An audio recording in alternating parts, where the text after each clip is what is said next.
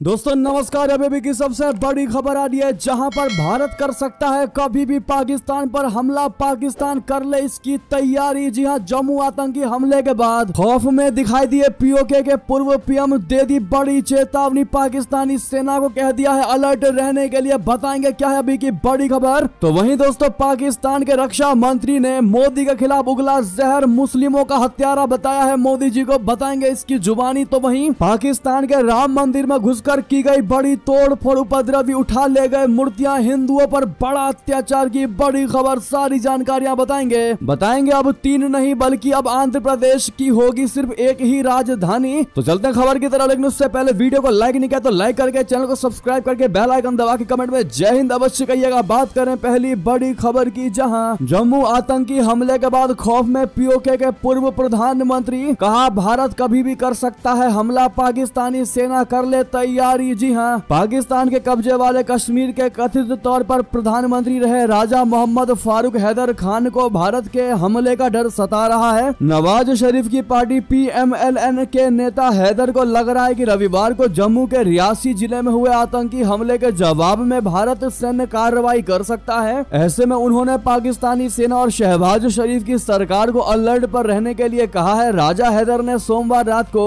X पर एक post करते हुए लिखा है कि रियासी हमले के बहाने भारत की ओर से कश्मीर में कार्रवाई हो सकती है। पाकिस्तान को भारत के किसी भी एक्शन के लिए पूरी तरह तैयार रहना चाहिए। जी हां, उनको लग रहा है कि जम्मू कश्मीर रियासी में हुए बस पर हमले के बाद मोदी सरकार किसी भी क्षण किसी भी पल पाकिस्तान पर बड़ा स्ट्राइक कर सकती है। जी हां, और इसीलिए इस पाकिस्तान ऑक्यूपाइड कश्मीर के पूर्व पीएम ने बड़ी चेतावनी दी है पाकिस्तानी सेना को अलर्ट रहने के लिए। तो वहीं आपको बड़ी खबर बताते हैं, जहां पाकिस्तानी रक्षा मंत्री ने उगला जहर, प्रधानमंत्री मोदी जी को कह दिया मुस्लिमों का हत्यारा। जी हां दोस्तों, पाकिस्तान के रक्षा मंत्री ख्वाजा आसिफ ने भारत के प्रधानमंत्री नरेंद्र मोदी जी के खिलाफ जमकर जहर उगला है। उन्होंने पीएम मोदी को मुस्लिमों का हत्यारा कह दिया। आसिफ ने नवाज शरीफ के प्रधानमंत्री मोदी को बधाई देने को कूटनीतिक मजबूरी बताया है। आसिफ की टिप्पणी ऐसे समय में आई है जब उनकी ही पार्टी PMLN के सबसे बड़े नेता नवाज शरीफ भारत के साथ रिश्तों को सुधारने के लिए गिड़गिड़ा रहे हैं। सोमवार को नवाज शरीफ ने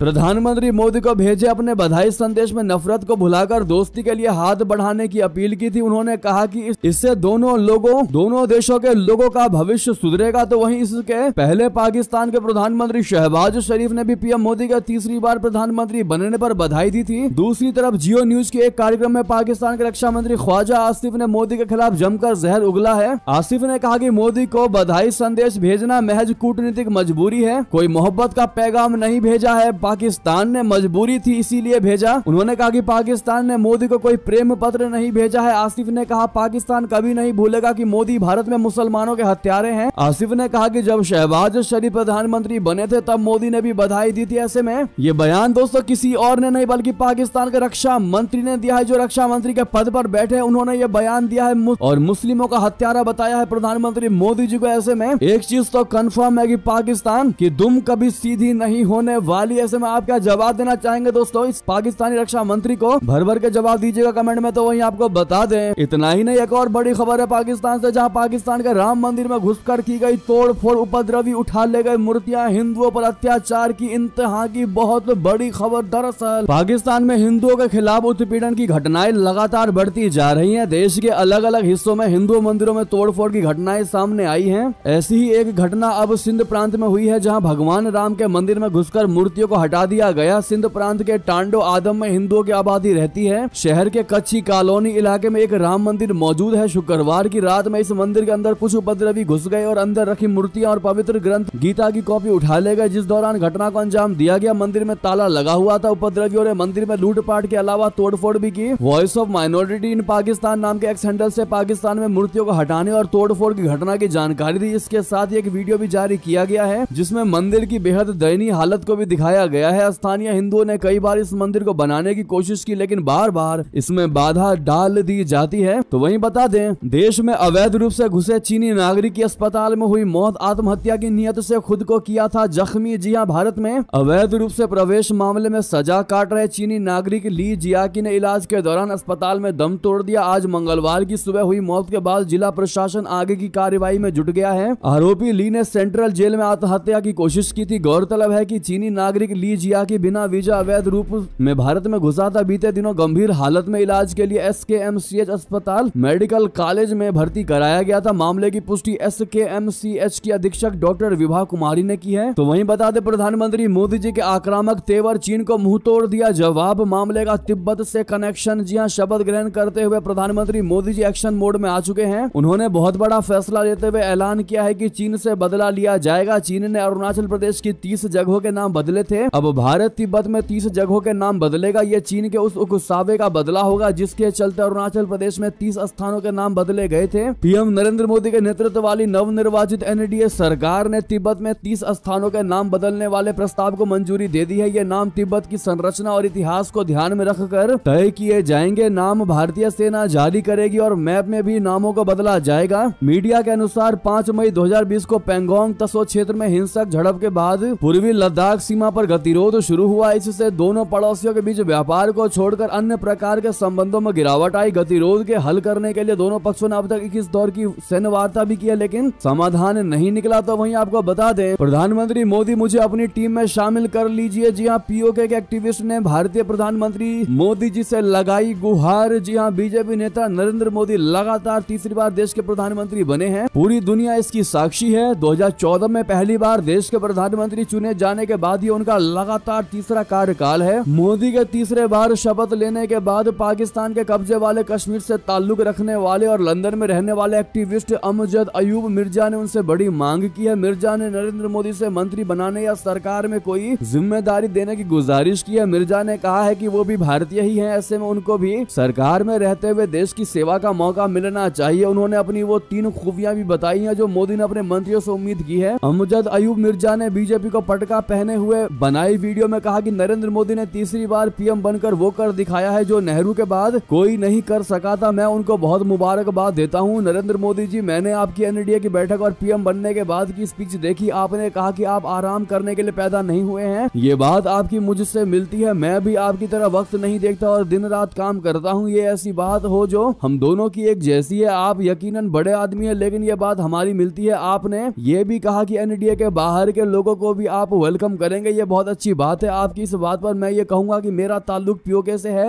और लंदन में मैं रहता हूं, लेकिन ये भी सच है कि POK के लोग भी भारतीय नागरिक ही हैं। इसीलिए भारतीय होने के नाते मैं भी आपकी टीम का हिस्सा बनना चाहता हूं। ऐसे में दोस्तों, उन्होंने यहाँ तक कहा है कि मेरे अंदर वो खासियत है जो एक प्रधानमंत्री नरेंद्र मोदी जी को चाहिए। क्या मिर्जा के इस बात पर PM मोदी को गौर करना चाहिए? दोस्तों, आपकी क्या राय है इस पर बताइएगा जरूर। तो वहीं बड़ी खबर बता दें, माता वैष्णो देवी के बाद अब अमरनाथ यात्रा को लेकर बड़ा अलर्ट जारी। घाटी में 150 से ज्यादा आतंकी एक्टिव। जी हाँ, जम्मू के रियासी इलाके में माता वैष्णो देवी जा रहे तीर्थ यात्रियों से भरी बस पर हुए आतंकी हमले के बाद कश्मीर घाटी में भी अलर्ट जारी कर दिया गया है। आतंकवादी अब सुरक्षा बलों की गाड़ियों के बदले आम जनता के वाहनों को निशाना बनाने लगे हैं। बता दें कि 29 जून से शुरू होने वाली अमरनाथ यात्रा को लेकर सख्त अलर्ट जारी किया गया है। विशेष सुरक्षा इंतजाम भी किए जा रहे हैं। जम्मू कश्मीर पुलिस के महानिदेशक रश्मि रंजन स्वयं ने इस बात की पुष्टि की है कि कश्मीर घाटी में इस समय 70 से 80 विदेशी आतंकियों समेत 150 से ज्यादा आतंकी सक्रिय हैं। उधमपुर रियासी रेंज के DIG रईस मोहम्मद भट्ट ने कहा है कि आतंकी हमले के संबंध में हमें जो सुराग मिले हैं उसके आधार पर हमने तलाशी शुरू कर दी है। हमारी 11 टीमें सक्रिय हैं। सभी सुरक्षा बल संयुक्त रूप से काम कर रहे हैं। हमने कई लोगों को पूछताछ के लिए बुलाया है। इतना ही नहीं, आपको बता दें, इस घटना को लेकर एक और बड़ा खुलासा हुआ है। जहां 3 महीने पहले रची गई थी वैष्णो देवी बस यात्रियों पर हमले की साजिश। ISI आतंकियों का निशाना अब विधानसभा चुनाव है। जी हाँ, रियासी आतंकी हमले की साजिश 3 महीने पहले पाकिस्तान POK के एक गाँव में रची गई थी और ये हमला 9 जून को हुआ था। शिवखोड़ी से कटरा जा रही बस पर आतंकियों ने अंधाधुंध फायरिंग कर दी थी। दोस्तों, वहीं बता दें, पुलवामा में सुरक्षा बलों की बड़ी कार्रवाई। 6 किलोग्राम विस्फोटक मिलने के बाद अब LET के 3 संदिग्ध आतंकी गिरफ्तार। जी हाँ, जम्मू कश्मीर के पुलवामा जिले में 2 विस्फोटक उपकरणों की बरामदगी के मामले में लश्कर-ए-तैयबा के 3 ओवरग्राउंड संदिग्धों को गिरफ्तार किया गया है। एक पुलिस अधिकारी ने कहा कि लगभग 6 किलोग्राम वजन वाले विस्फोटक उपकरण को रविवार को बरामद किया गया था, जिसको नष्ट कर दिया गया है। तो वहीं भारत के सीक्रेट हथियार से खौफ में पाकिस्तान और चाइना। पाकिस्तानी प्रोफेसर ने बताया वर्षा का डर। जी हाँ, अमेरिका और चीन इन दिनों एशिया में बादशाहत के लिए आमने सामने है। अमेरिका जहां एशिया प्रशांत क्षेत्र में अपने दबदबे को बनाए रखना चाहता है, तो वहीं चीन ने भी दुनिया की सबसे बड़ी सेना बनाकर अमेरिका को चुनौती देने की ठान ली है। चीन को घेरने के लिए अमेरिका ने क्वाड बनाया है और इसमें भारत को भी शामिल शामिल किया है। भारत और अमेरिका की इस रणनीतिक जोड़ी से पाकिस्तान खौफ में है। पाकिस्तान चीन के साथ रक्षा संबंध मजबूत करने में जुट गया है। पाकिस्तान को न केवल क्वाड का डर है बल्कि उससे भारत के सीक्रेट शिकारी की भी खौफ सता रहा है। भारत के इस समंदर के शिकारी का नाम है परमाणु ऊर्जा से चलने वाली पनडुब्बी अरिहंत। पाकिस्तान के कायदे आजम यूनिवर्सिटी में अंतरराष्ट्रीय मामलों के प्रोफेसर जफर नवाज जसपाल ने अपने एक ताजा लेख में कहा है कि पाकिस्तान एशिया प्रशांत क्षेत्र में रणनीति माहौल में बढ़ते तापमान को अनदेखा नहीं कर सकता है। जसपाल ने कहा कि एशिया प्रशांत क्षेत्र में चीन पर लगाम लगाने के लिए अमेरिका द्वारा भारत के साथ गठबंधन बनाने का सीधा असर पाकिस्तान की राष्ट्रीय सुरक्षा पर पड़ेगा। जी हाँ, जसपाल ने कहा कि पाकिस्तान इसका भी विरोध करता है कि अमेरिका भारत को हिंद महासागर में भारत को सुरक्षा प्रदान करने वाले देश के रूप में बढ़ावा दे रहा है। पाकिस्तानी प्रोफेसर ने कहा कि भारत ने हाल ही में बंगाल की खाड़ी में अंडरग्राउंड सबमरीन बेस वर्षा बनाया है, जहां पर अरिहंत जैसी 12 परमाणु ऊर्जा से चलने वाली मिसाइल सबमरीन को छिपाया जा सकता है। प्रोजेक्ट वर्षा के पूरा होने पर भारत की नौसैनिक ताकत में बहुत बढ़ोतरी हो जाएगी। तो वहीं बता दें, रूस यूक्रेन जंग में अब सीबीआई की धमक इंटरपोल तक पहुंच गई। बात दुबई के बाबा भी जाल में फंसे। दरअसल मॉस्को में रोजगार के मौके की आड़ में भारतीयों को रशिया यूक्रेन युद्ध में धकेलने वाले मानव तस्करी नेटवर्क में कथित संलिप्तता के लिए सीबीआई 3 आरोपियों के खिलाफ इंटरपोल रेड नोटिस की मांग करेगी। अधिकारियों ने मंगलवार को यह जानकारी दी। उन्होंने कहा कि केंद्रीय जांच एजेंसी साजिश का पर्दाफाश करने के लिए कथित हवाला ऑपरेटर रमेश कुमार पालानी सामी, मोहम्मद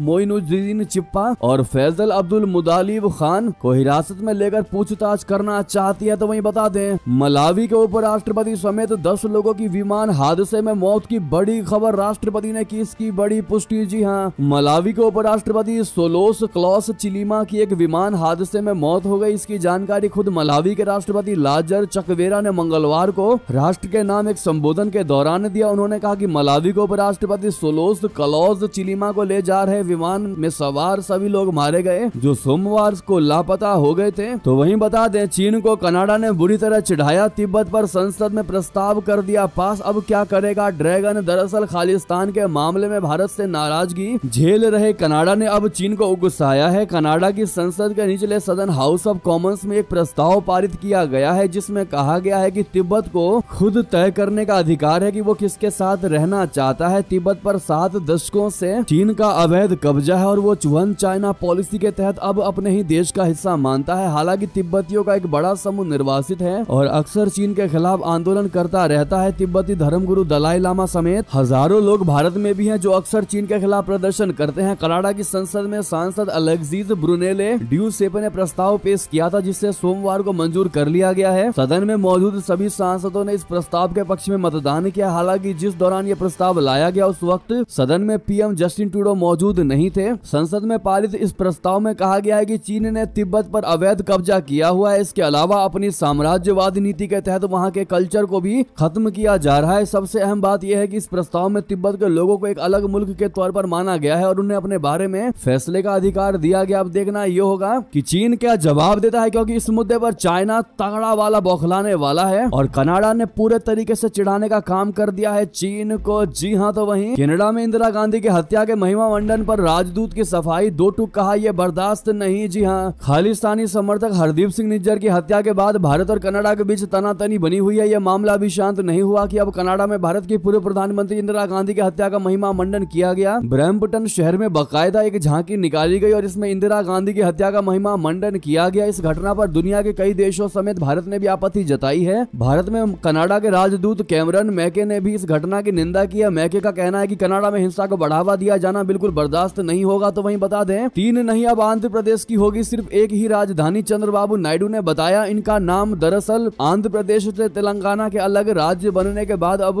तक यहाँ पर राजधानी को लेकर विवाद चलता रहा है। कभी आंध्र प्रदेश की 3 राजधानियों का जिक्र किया जाता है तो अब तेलुगु देशम पार्टी के चंद्रबाबू नायडू ने सिर्फ एक राजधानी रखने का ऐलान किया है। बता दें कि टीडीपी प्रमुख चंद्रबाबू नायडू को आंध्र प्रदेश के विधानसभा चुनाव में बहुमत मिला है। ऐसे में अब बुधवार को वो मुख्यमंत्री के रूप में शपथ ग्रहण करेंगे। अपने शपथ ग्रहण समारोह से एक दिन पहले तेलुगु देशम पार्टी के सुप्रीमो एन चंद्रबाबू नायडू ने मंगलवार को घोषणा की है कि अमरावती राज्य की एकमात्र राजधानी होगी। बता दें कि नायडू ने टीडीपी, भारतीय जनता पार्टी और जनसेना के विधायकों की संयुक्त बैठक को संबोधित करते हुए यह घोषणा किया है। बहरहाल ये थी की सारी बड़ी खबरें। आपको खबर कैसी लगी बताइएगा जरूर। साथ में इस वीडियो को शेयर कर दीजिएगा, साथ ही लाइक करके सामने लाइक का बटन दबा दीजिए दोस्तों, और चैनल को सब्सक्राइब करके बेल आइकन दबा दबा के कमेंट में जय हिंद कहना मत भूलिएगा। मिलता अगली बड़ी खबर में। बहुत बहुत धन्यवाद।